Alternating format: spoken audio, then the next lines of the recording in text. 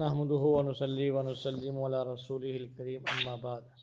فأعوذ بالله من الشيطان الرجيم بسم الله الرحمن الرحيم قل اللهم مالك الملك تؤتي الملك من تشاء.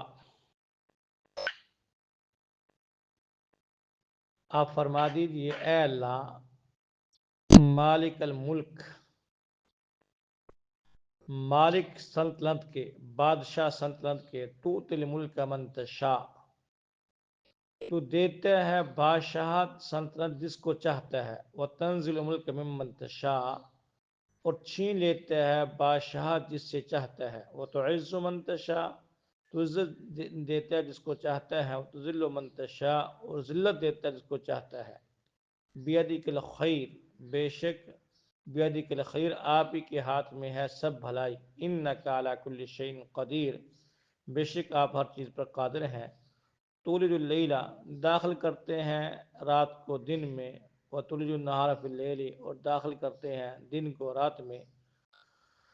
وتخرج الحی من المیت، اور نکالتے ہیں زندہ کو مردہ سے. وتخرج المیت من الحی، اور نکالتے ہیں مردہ کو زندہ سے. وترزق من تشاء بغیر حساب، اور آپ رزق عطا فرماتے اس کو چاہتے ہیں بغیر حساب، بے شمار. یہ دو آیت مبارکہ، ان کے بارے میں کل بھی آپ نے سنا کہ جو شخص ہر نماز کے بعد، فرض نماز کے بعد سورہ فاتحہ، آیت الکرسی اور سورہ آل عمران کی 3 آیات، ایک کل والی شہد اللہ انہ لا الہ الا ہو والی آیت، اور 2 آیتیں یہ قل اللہم مالک الملک سے بغیر حساب تک، 3 آیتیں یہ سورہ فاتحہ اور آیت الکرسی، یہ پڑھے گا ہر فرض نماز کے بعد. تو اللہ شانہ فرماتے ہیں، یعنی حدیث قدسی ہے کہ میں اس کا ٹھکانہ جنت میں بنا دوں گا، اور اس کو اپنے تیر القدس، اونچی جگہ پہ،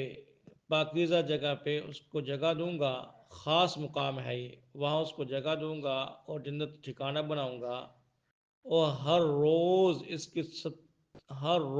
اس کی طرف 70 مرتبہ نظر رحمت کروں گا، اور اس کی 70 حاجتیں پوری کروں گا، اور ہر حاسد دشمن سے پناہ دوں گا، اور ان پر اس کو غالب رکھوں گا. کتنی بڑی فضیلت ہے. 1-1.5 منٹ کا کام ہے. نماز فرض تو پڑھنی ہی ہے، اگر ہر فرض نماز کے بعد آیت الکرسی بھی پڑھتے ہیں، سورہ فاتحہ بھی پڑھتے ہیں، 3 آیتیں ساتھ ہی ملا لیں، شہد اللہ انہ لا الہ الا ہو، 2-4 دن دیکھ کے پڑھیں گے انشاءاللہ، پھر بعد میں روانگی ہو جائے گی، یاد بھی ہو جائے گی، تو 70 حاجتیں روزانہ پوری ہوں گی. جو حالات آج کل چل رہے ہیں، حاسد ہیں، دشمن ہیں، ہر طرف لٹیرے ہیں، تو ان پہ اللہ شانہ ان کو غالب رکھیں گے، ان کے شر سے کی حفاظت فرمائیں گے، اور 70 مرتبہ اللہ کریم ان کی طرف نظر رحمت فرمائیں گے. کتنی بڑی فضیلت ہے، اور ہم ذرا سے سستی کی بنا پہ اتنی بڑی فضیلت کو ہاتھ سے گنوا دیتے ہیں. تو یہ تو ان آیات کی فضیلت کے بارے میں بات ہوئی. دوسرا، ان آیات مبارکہ کے شان نزول کے بارے میں سمجھ لیجئے. آپ کو پتہ ہے کہ نبی کریم صلی اللہ علیہ وسلم مکہ مکرمہ سے مدینہ منورہ تشریف لے گئے، تو سال کے بعد ہی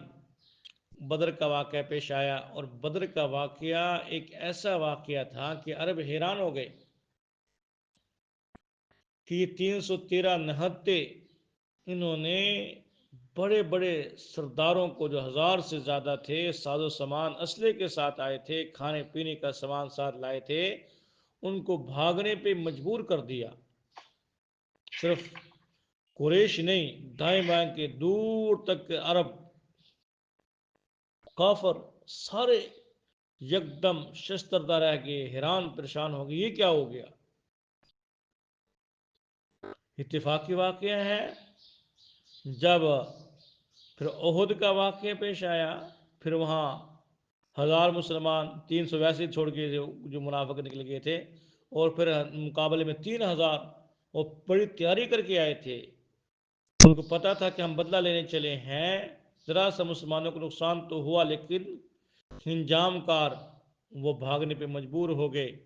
پھر واپسی کو سوچتے تھے تو دل کے اندر روب آ جاتا تھا۔ تو اس سارے سچویشن کے اندر وہ بکھلا گئے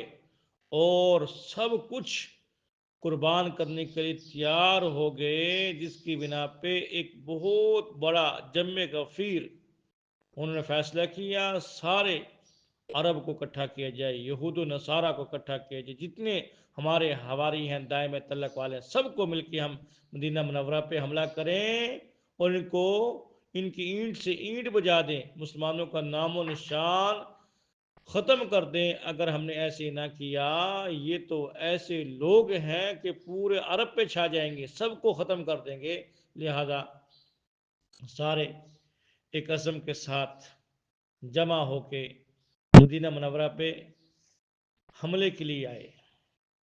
نبی کریم صلی اللہ علیہ وسلم نے مشورہ کیا کہ کیا کیا جائے، تو خندق کا واقعہ آپ نے سنا، اس پہ نبی کریم صلی اللہ علیہ وسلم نے فرمایا ٹھیک ہے خندق کھودی جائے، اور اس کے لیے آپ نے صحابہ کو مقرر کر دیا۔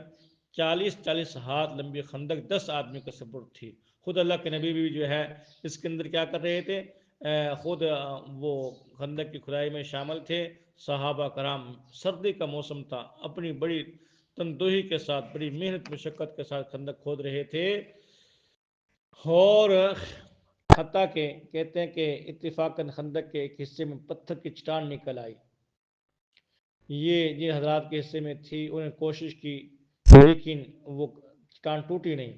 تو صحابہ کرام تو ہر کام کے لیے اللہ کے محبوب کے پاس چلے جاتے تھے اور جا کے عرض کرتے تھے یا رسول اللہ ایسے ہو گیا ایسے ہو گیا،